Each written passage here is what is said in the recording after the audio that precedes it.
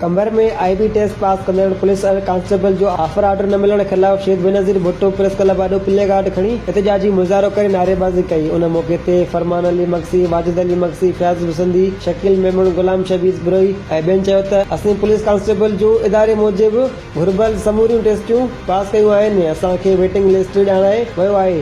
जॾहिं त police constable लाइ लाड़काणे डिवीज़न में केतिरियूं ई जायूं ख़ाली पियल आहिनि। हिननि IG सिंध, DIG लाड़काणो ऐं ॿियनि वसवारनि खे अपील कई त नोटिस वठी IB टेस्ट पास कंदड़ उम्मीदवारनि खे ऑफर ऑर्डर ॾेई बेचैनी ख़तम कई वञे।